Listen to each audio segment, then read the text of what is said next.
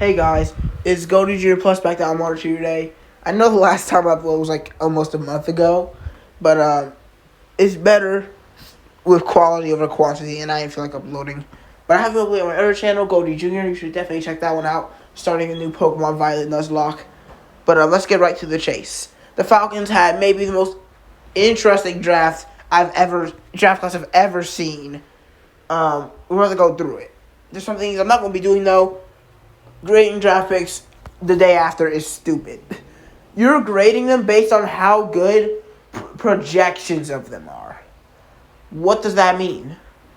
So if someone graded Tom Brady's draft pick in the sixth round as a D, that didn't mean anything. That's what good they thought they were going to be. So I'm not going to be grading these draft picks because we don't know how good they're going to be. Maybe 2 years down the line, I'll look back and say, oh yeah, this guy was terrible, F. Or this guy was a Falcons legend, A+. But for now, we're going to go over the picks, how I think they can help the team, or how they're a terrible pick, and maybe even try to be devil's advocate for both of those sides. But we got the Falcoholic.com. They have a YouTube channel. They have a website. You should definitely check them out. A lot of great Falcons news and content comes out of them. But without further ado, let's look at this article. I'm going to read their thing about each player, then give my own opinion. Pick 8, QB Michael Penix, Washington. The selection that will define the success of the 2024 NFL Draft in the minds of many, Penix is unlikely to pay off immediately. The question is whether he'll pay off at all, but the Falcons' staggering confidence that he will, is one of the stories of the week. The Falcons, after all, gave Kirk Cousins a massive 4-year deal. It's really a 2 to 3 year pact, given the way the cap hits shake out. To try to win now, after 6 straight losing seasons, Penix is the player they want to take over the job in 2 or 3 seasons and be available if something happens. And the Southpaw quarterback offers the arm, smarts, and upside the team wants. They put a coaching staff filled with quarterback-centric mentors to work ironing out his shakiness outside the pocket and over the middle of the field, and count on that staff and Penix's natural talent to make him one of the better quarterbacks in football, age, and history be darn. The ability is, in this humble blogger's opinion, unquestionably there. We have no idea if it will work out, and it will be a questioned and maligned pick until it does, but the Falcons' faith in Penix is something to behold, and if it pays off, he's a franchise guy. When the team is ready to move on from Cousins, little else will matter. This was the shock pick of the first round, Michael Penix, and there's a lot of things to say about it. First of all, the main complaint people have about this pick is that we paid Kirk Cousins $100 million guaranteed. First of all, let's be blunt. $100 million, even for an older quarterback, is not that much. It's a lot of money. I'm not going to downplay that. I think Baker only got paid like $78 million, but I think it's a decent contract. Well, that's not the main point. Picking a QB when Kirk is guaranteed to be there for at least 2 more seasons, and a QB that wasn't even considered to be one of the best, is very, very odd. And we were the best team by far to draft the QB in the first round. The best QB room team. We had Kirk, the Bears, and everybody else didn't really have a good quarterback at all. So this is a very questionable pick. But I'm not going to say I agree with the pick. I would probably still go with Dallas Turner. But I don't think this was as bad as people are making it out to be, saying we're as bad drafting as the Cleveland Browns were from like 2012 to like 2017 before Myles Garrett. I'm going to try to explain why this pick is not that bad. Number 1, QBs sitting behind older veteran QBs is usually a very good thing. We tried to make Ritter sit down and watch Mariota play, who's not a good QB, and it did not go well. But Kirk Cousins, it should be a better story. Michael Penix is very good. Let's not get that wrong. People are trying to say he's not even a good QB. People are also trying to say he fell into the second round, which doesn't make sense when you realize the Broncos drafted Bo Nix at 12. Penix was not falling to the second round. Either the Broncos would have picked Penix instead of Nix at 12, or the Broncos would have drafted Nix, and then the Raiders would immediately draft Penix. We could not trade down. We could not wait. If we wanted Penix and we thought he was our guy, which we clearly did, we had to pick him at 8. And 2 years is Kirk Cousins' real contract. That 4 years is just to make him happier. Because if you look at the contract, the best thing we can do is cut him after 2 years. We won't spend that. Well, that's the minimum amount of money we can spend on penalties and stuff if we cut him after 2 years. 2 years is not too long to wait for a QB. Of course, nowadays, people think unless a QB is immediately startable that they're a bust. But the Falcons think differently. We're trying to both prepare for the future and win now. So we got Kirk so we can win now, but when he eventually does retire or we cut him, we have Michael Penix sitting in the back. It was a smart pick, but I think it's too complicated for most people to understand, which is weird. Because if you look at all those factors, you're like, wait, maybe this wasn't that bad of a pick. We couldn't wait. He was going to get picked in the next 5 picks. So there's no reason to trade down and try to grab him. And the next best QB after the first round was Spencer Rattler, who got picked in like the 5th round. And we know he's a good QB. People are trying to downplay his skill now just because he lost to Michigan, which was the best team in college football at that time. Well, I still think Georgia's better, but we never got to prove that now, did we? But I'm trying to defend this pick. But I will say, picking QB when it's just not your main need is very weird. And we continuously pick positions that are not our main need. With Kyle Pitts, when we definitely need a defense there. Picking Bijan when we definitely need an edge. And not picking QB when we definitely need an edge. I think we need to fix our priorities somewhat. Because I know we love best player available and such. But I think edge rusher is still a huge problem. Even after the pick that we'll go over later. I wanted a guy who's basically a bona fide stud no matter what. And we may have gotten that here with Michael Penix just at the wrong position. We'll see how this goes. We'll see if it really is as boneheaded as everybody thinks. Or if he's really just a diamond in the rough who has to sit in the rough for a good 2 years. Not going to grade the draft pick, but I have very high expectations for the future Michael Vick without all of the controversy. But I'm not going to go too long because we still have 7 other picks to go through. But yeah, Penix, like the player, draft pick, a little bit questionable. Pick 35, Rook Ahorhoro, Clemson. Another controversial selection, though less so than Penix. Ahorhoro was questioned because of the players he was picked ahead of, and because of the 3rd rounder the Falcons trade away to go up and get him, they get a late pick back. The talent and potential are not really questioned, however. Ahorhoro is a tremendous athlete, a strong and tenacious defender, and a polished player against the run right now. His college production, limited as it is, suggests there's a disruptive pass rusher in there if he can unlock his potential. But day one, he's a 20 to 30 snap player in the team's offensive line rotation who can impact the game. By 2025, when the Falcons will likely move on from at least one of their 30-year-old plus starters, Ahorhoro is likely to be one of the is likely to be counted up as one of the team's featured players up front.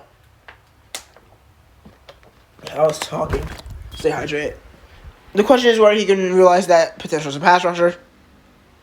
But there's a bright future and a quality present here for a player the Falcons clearly zeroed in on.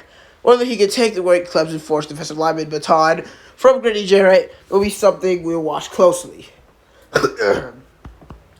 This was the breaking point for a lot of Falcons fans. First, we don't pick edge. Instead, we pick a QB when we already had a top 12 QB, maybe top 10 QB in the league. Then we picked defensive lineman and someone not named Johnny Newton. Now, if you don't know anything about drafting, Johnny Newton was very high in initial mock drafts. He was getting picked around the 20s, late teens to early 20s in a lot of mock drafts I saw.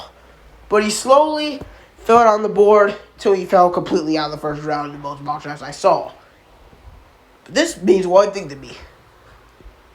He didn't just fall in the mock drafts. Teams were slowly losing their interest in Jason Newton.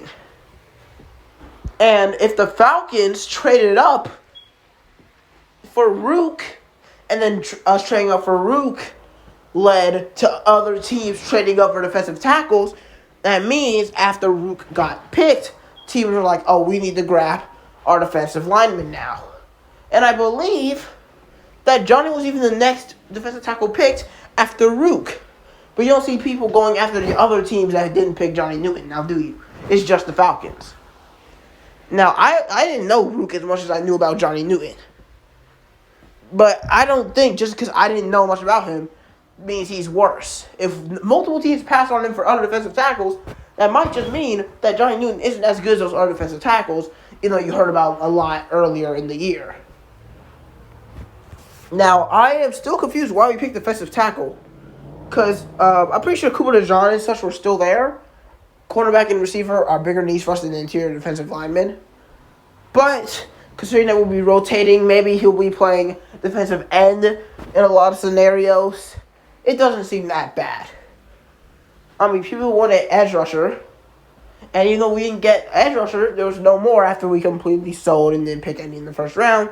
Next best thing was to pick a defensive lineman in the interior and sometimes on the exterior instead. This draft pick was very interesting at the time, though, because there's just so many players that people expected us to pick when we traded up, and it just was none of them. We saw this last time. Not last time, but earlier. Falcons traded up for Troy Anderson when nobody expected him to get picked that early, I believe. But this is different because it's a position that we just did not expect to pick at all. But I don't hate the pick. Just like I don't hate any of the Falcons picks this draft, really. But it's still odd. It's just weird to see us pick this position specifically the second round, then trade up for this position. But looking about how teams traded up immediately after us to also pick defensive tackles shows us that maybe Rook was the next guy on the board. And after they saw us trade up, they're like, oh, well, our number one guy is off the board. We need to go get our number 2 and 3 guy before everybody else can. Which makes me hate the pick slightly less.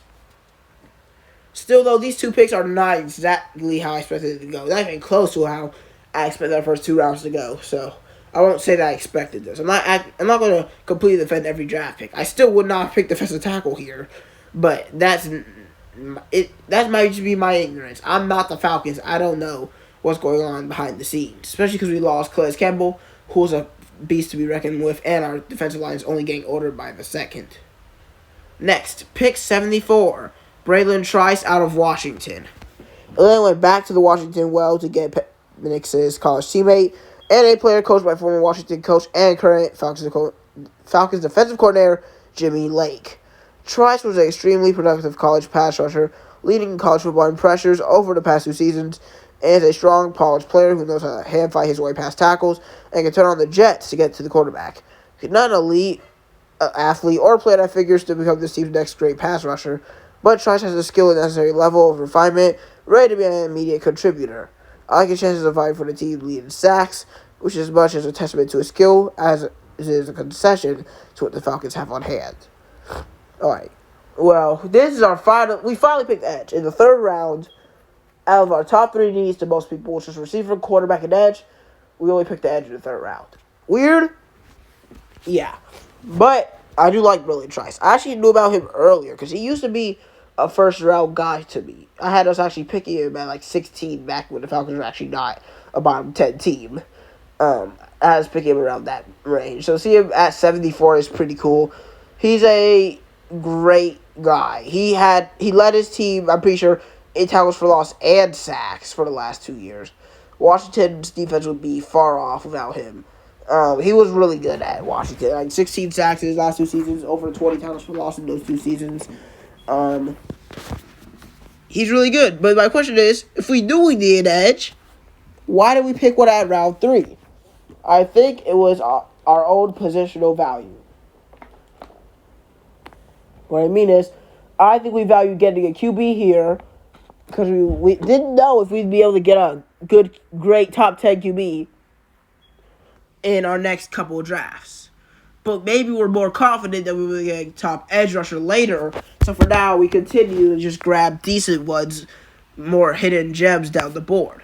We value QB here more than we value edge rusher. But we still wanted edge, so we drafted the next best one that we saw.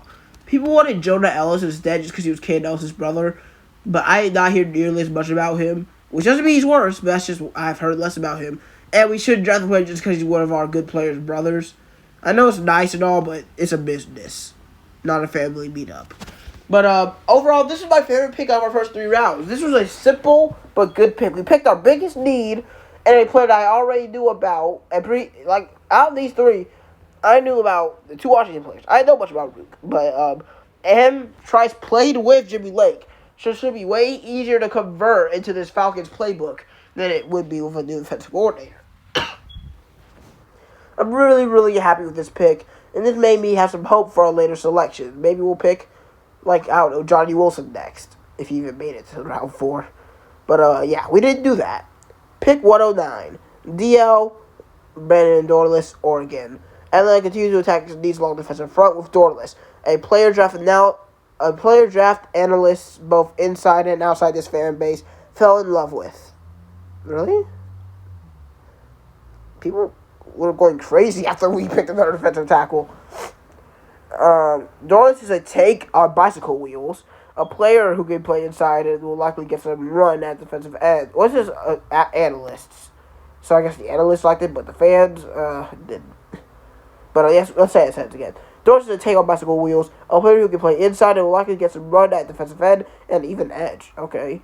PFF, knowing that he leads all defensive tackles in pressures since 2021. So there's ability and upside as a pass rusher here and should help the Falcons as they seek to transform and augment their front. Dorless will be pegged as a bit of a tweeter with his size. It isn't a plus run defender just yet, but there's a toolkit to become a more complete defender. We're going to love the ability and relentlessness as he brings a pursuer of quarterbacks right out of the gate, though.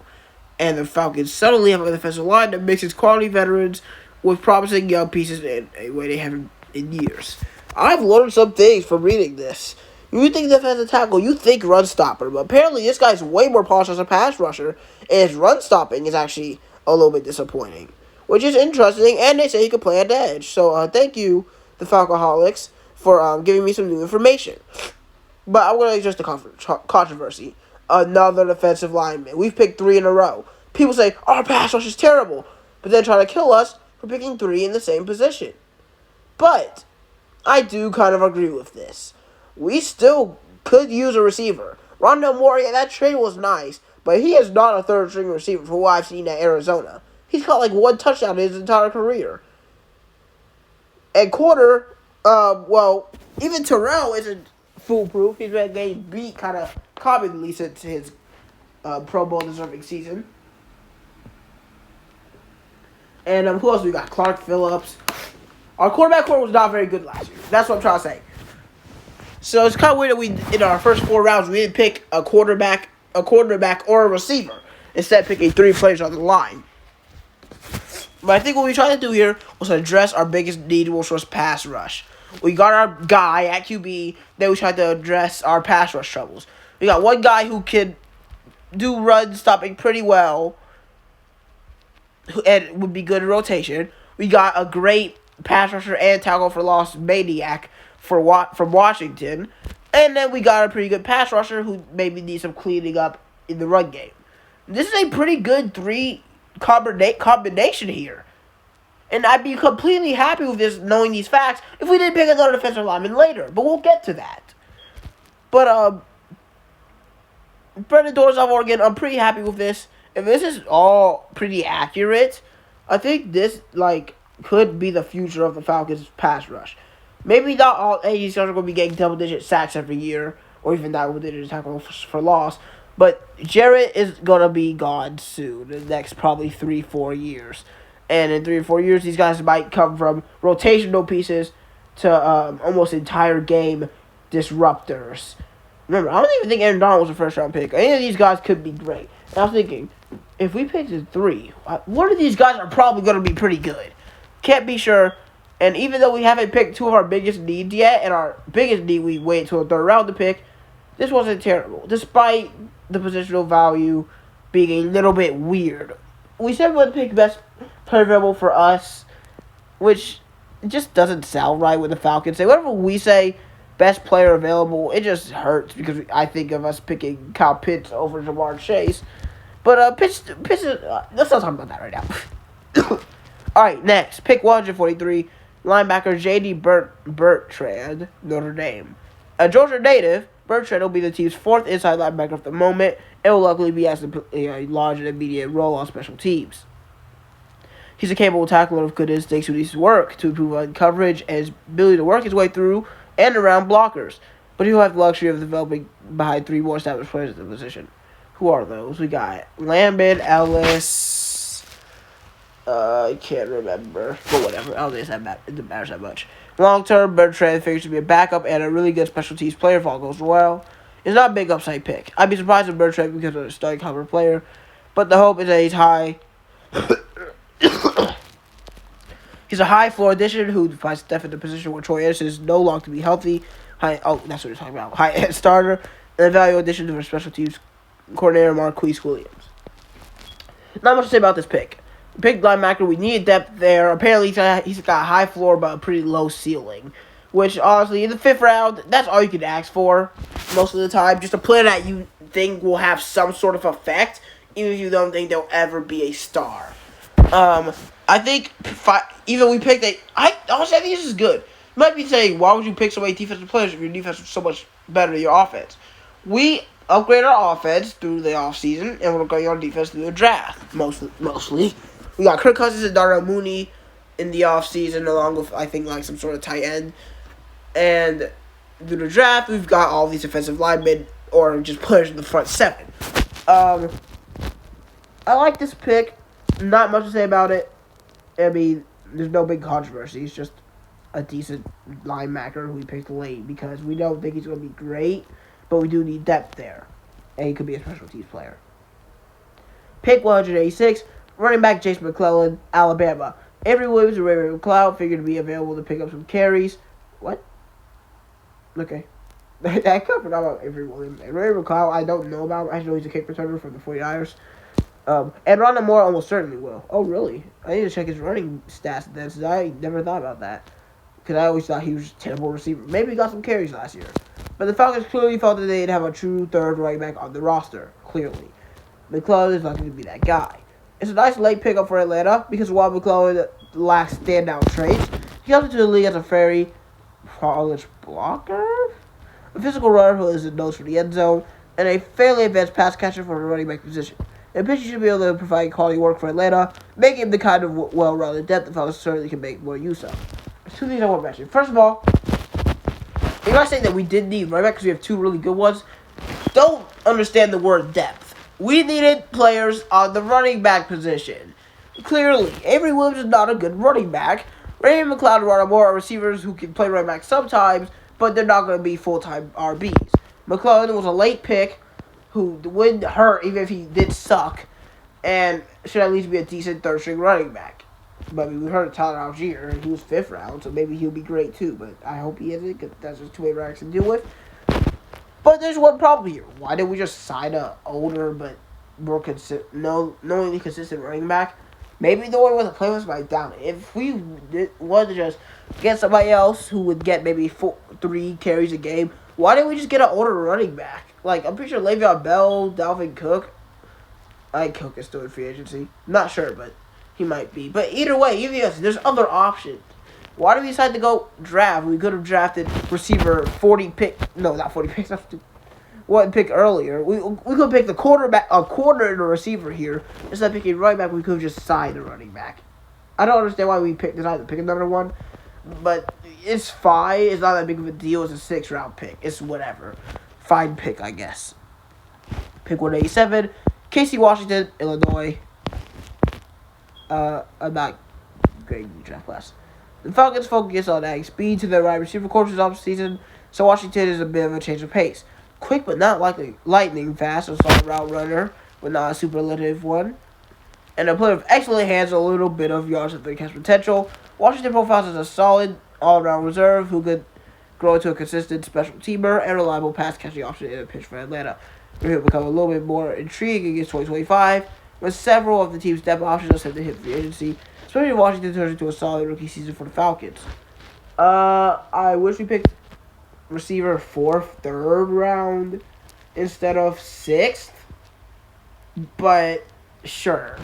Okay, Casey Washington, Illinois, welcome to the team. It's like when Frank Darby got drafted to us, and everybody was like he was going to be the GOAT, and I actually started liking him because of how overhyped he got. But he ended up being a nothing burger. Hopefully, Casey Washington is at least a something burger. Even if it's not great, maybe he'll be a good special teamer, I guess. Either we already have whatever, McLeod, Avery Williams. Probably don't need it, whatever. Final pick, 1/8/97, defensive tackle, Zion Logue, Georgia. The Falcons 2024 draft class with a third depth piece for the defensive line. Logue is big, strong, and a useful player, gets the run right away. He will likely carve out a small early down role in early going to his team's rotation. If he can develop further, especially in terms of how he uses that size and strength and how he approaches challenges from blockers, he could become a more well-rounded player and a key reserve for the Falcons down the line. That's your class when you think of it. 4 defensive linemen, 3 defensive tackles. The Falcons are going insane. In the first 2 rounds, we drafted no defensive line. We drafted no edge rushers. In the 3rd round, we drafted an edge rusher, which is good. Why didn't we draft 2 edge rushers? That helped rotationally way more. Our only even decent edge rushers are Mike McCaney. Or we have, what's his name? We have Grayson, of course. And we have, I cannot remember his name. The Bears guy who came out from retirement. We should have drafted 2 defensive linemen and 2 edge, in my opinion. And Zion Logue just doesn't make sense. I know it's the last pick of the draft and it doesn't matter much. But it still doesn't feel right that we drafted 3 of this position where we drafted no corners or safeties where we obviously couldn't use depth in those positions.